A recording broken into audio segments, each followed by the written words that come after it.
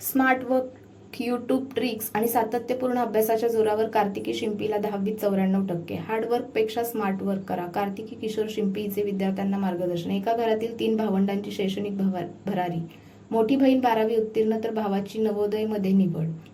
नगर देवळा येथील ग्राम शिक्षण समिती संचालित सरदार एस के पवार माध्यमिक व उच्च विद्यालयाने फेब्रुवारी-मार्च 2026 मध्ये झालेल्या माध्यमिक शालांत प्रमाणपत्र परीक्षेत पुन्हा एकदा घवघवीत यश संपादन करत आपल्या शैक्षणिक गुणवत्तेची परंपरा कायम राखली आहे. या यशामध्ये कार्तिकी किशोर शिंपी हिने 94% गुण मिळवत उल्लेखनीय यश संपादन केले असून तिच्या यशाची परिसरात सर्वत्र चर्चा होत आहे.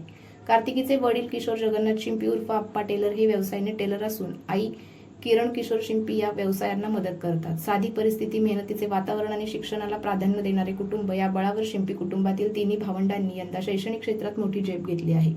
2025-26 हे वर्ष शिंपी कुटुंबासाठी शैक्षणिकदृष्ट्या अत्यंत महत्त्वाचे ठरले. मोठी मुलगी अश्विनी 12वी परीक्षेत 60% गुण मिळवले तर 10वीत 80% गुण मिळाले होते.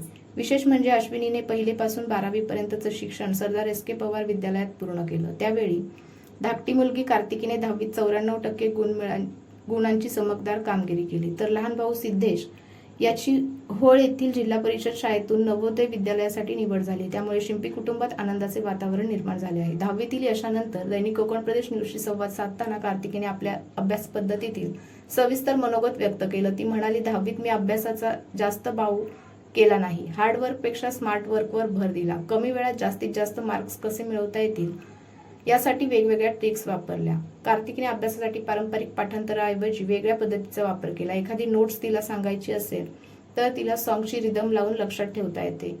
पिरियडिक टेबल आणि अवघड गोष्टी लक्षात ठेवण्यासाठी त्यांचे छोटे सेंटेन्स बनवून अभ्यास करता येतो. गणितातील सूत्र लक्षात ठेवण्यासाठी मी त्याचे छोटे छोटे अल्फाबेट कोड तयार केले होते असं ती सांगते.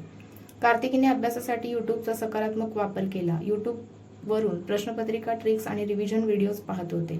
शाळेत शिक्षकांनी जे शिकवले त्यासोबत डिजिटल माध्यमांचा उपयोग केल्यामुळे अभ्यास अधिक सोपा झाला असं ती म्हणाली. तिने कोणतीही कठोर टाइम टेबल न बनवता वेळेचे नियोजन करून अभ्यास केला. मी ठराविक टाइम टेबल ठेवले नव्हते, पण वेळेवर अभ्यास, होमवर्क आणि रिव्हिजन करत होते. रिलॅक्स वातावरणात अभ्यास केल्यामुळे टेन्शन आलं नाही असं कार्तिकीने सांगितलं.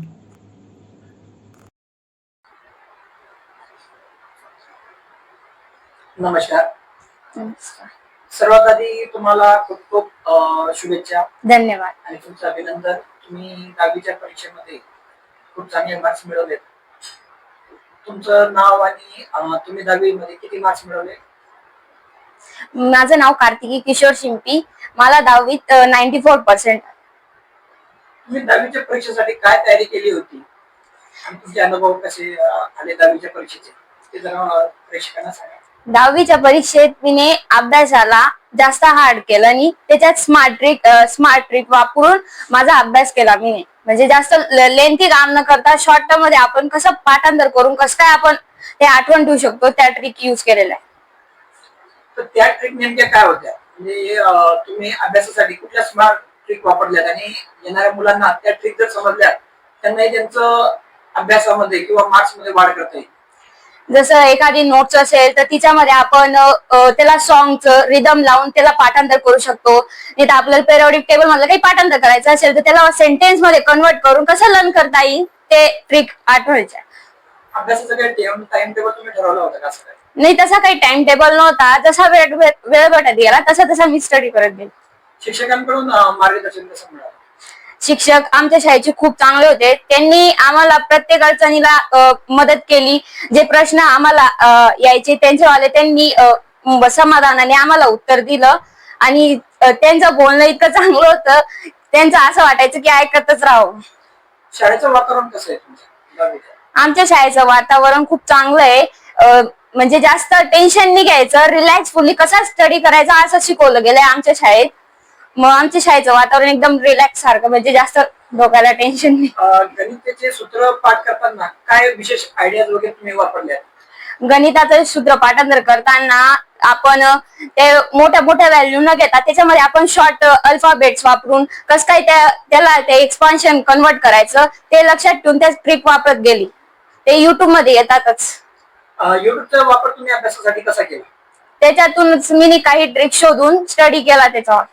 म्हणजे नेमके काय ट्रिक होते त्याच्यामध्ये की बाबा मॅथ्स सोडवताना त्याचा काय फायदा तुम्हाला युट्यूबचा झाला किंवा सायन्सचा पेपर सोडवताना काय त्याचा फायदा झाला ते जर सांगितलं तर बरं होईल. युट्यूब मध्ये आपल्याला वेगवेगळे क्वेश्चन पेपर सापडतातच, मग त्याच्यामध्ये ते सोल्युशन सॉल्व्ह करून देतात. आणि शाळेत जर लेंथी सोडवून देत असतील तर तिथे युट्यूब मधले जे व्हिडिओ त्याच्यामध्ये शॉर्टकट त्यांनी किती भारी आणि किती सोप्या पद्धतीने सोडवले आपल्याला ते कळून जातं. शिक्षकांनी जे शिकवलं ते आणि युट्यूब यांचं तुम्ही मॅनेज कसं केलं की कारण शिक्षकांची पद्धत वेगळी, युट्यूब शिकवण्याची पद्धत वेगळी, त्याचं कसं मॅनेज केलं तुम्ही? शिक्षकांनी शिकवलं ते मी आठवण ठेवलं, पण नाही का जास्त लेंथी काम चांगलं नसतं. आणि मॅथ मध्ये कसं राहतं की स्टेप बाय स्टेप प्रत्येक स्टेप फॉलो करावं लागतात, आणि ज्याच्यात स्टेप नसतात नुसतं आन्सर राहतं ते युट्यूब मधून पाहायचं, आणि ज्याच्यावर स्टेप बाय स्टेप असतील गिव्हन प्रूव्ह वगैरे वगैरे राहतं ते सरांच्या म्हणजे शाळेचे सरांच्या याच्यावर मी फॉलो करत गेले.